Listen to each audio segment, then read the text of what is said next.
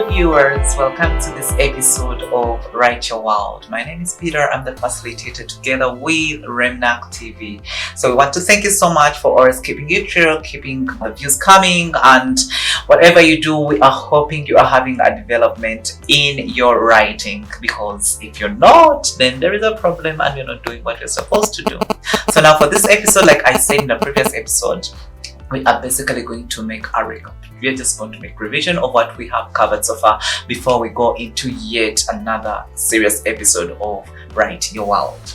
But remember, as I've always said, do not forget to subscribe in case you've not, and tapping the bell is very vital.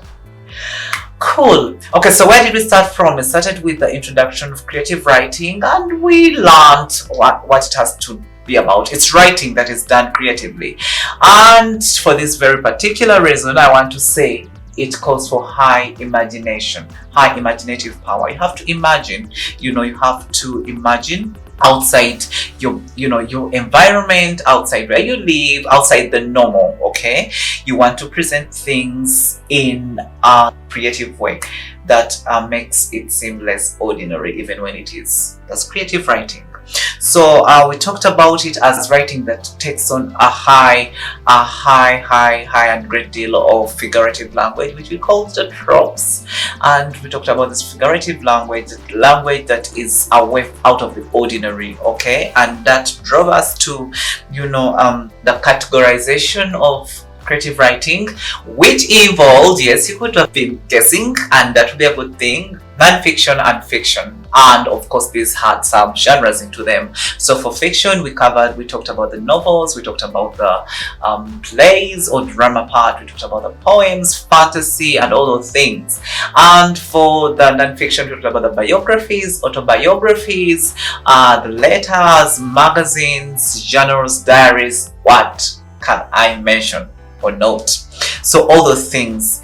And still we said that as a writer, it's important that you have language command. Language command is very important for every writer. That's why you should keep a dictionary with you. Do a lot of reading, by the way, because the more you read, you're getting vocabulary, but you also say you are also learning or borrowing a leaf from other writers. So you have to always accustom yourself to reading other people's works. Yes, you can know how someone uses language. You may borrow that, or you would want to have the motivation to change something, because it'll be all about you. So language is very important, and make sure you practice. Practice, the French said, or practice fait parfait. Practice makes perfect. So keep doing what you do, and you will see that you're getting better. That actually comes with you being prepared. So you have to go through the writing process. You have the idea, present it on paper, plan how it's going to be, who do you want to be involved in the story, what ideas do you want to bring out in your story or in your writing, in your novel or in your poem. What is it that you want to say? Like I said, you always scratch your itch on paper, like one of the eminent scholars said. Okay, so you have to prepare. You have to really do a lot of preparations before you even have to call your writing a written piece. It is more than that, just writing. It needs preparation, how you're going to structure your story from the beginning, the middle, and the end. Of course, you should notice as you're writing that there is a lot that comes in within those phases of writing. Cool. So remember, I also said that we are going with practical parts. We are going to be elaborating with Animal Farm, George Orwell. We are also going to be using Oliver Twist by Charles Dickens, and then I'll also be referring to the Lord of the Rings. Now you could go and watch the movie or read. I prefer you read, because you want to be a writer. If you want to be a movie producer or director, well, you can also watch. But also at a particular point, I will also use Harry Potter, J.K. Rowling, and then poetry, which we shall also use African and the Western poetry.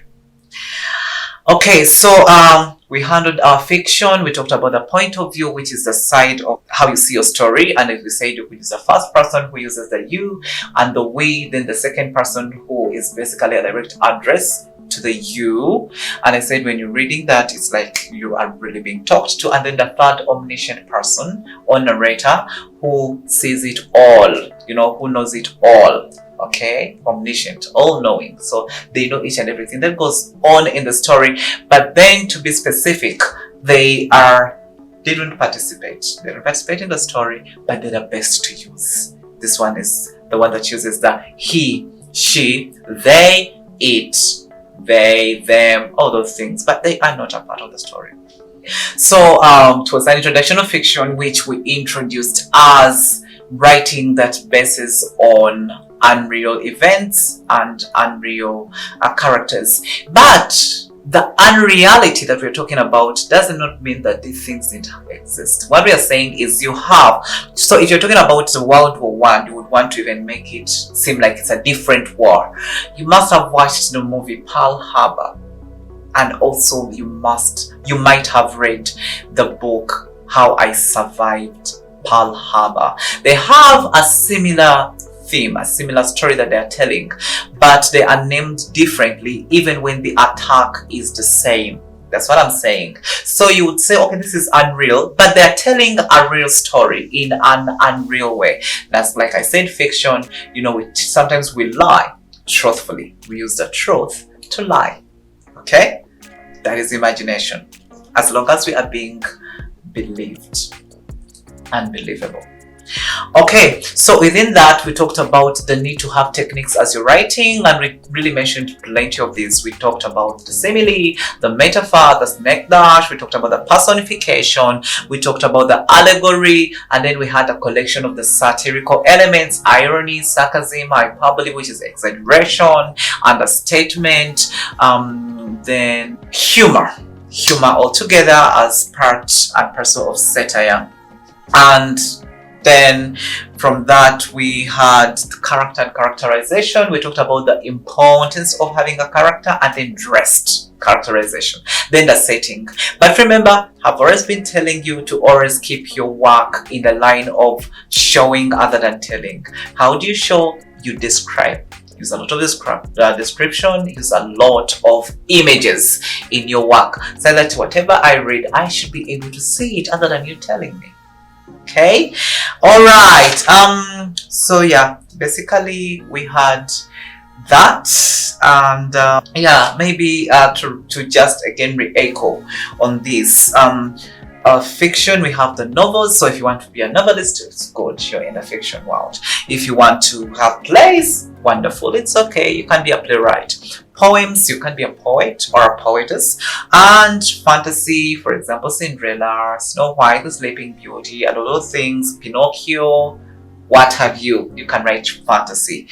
And fables, like Animal Farm. You could write a story that tells a childlike kind of story, but also when it has that deeper meaning that appeals to the adult readership.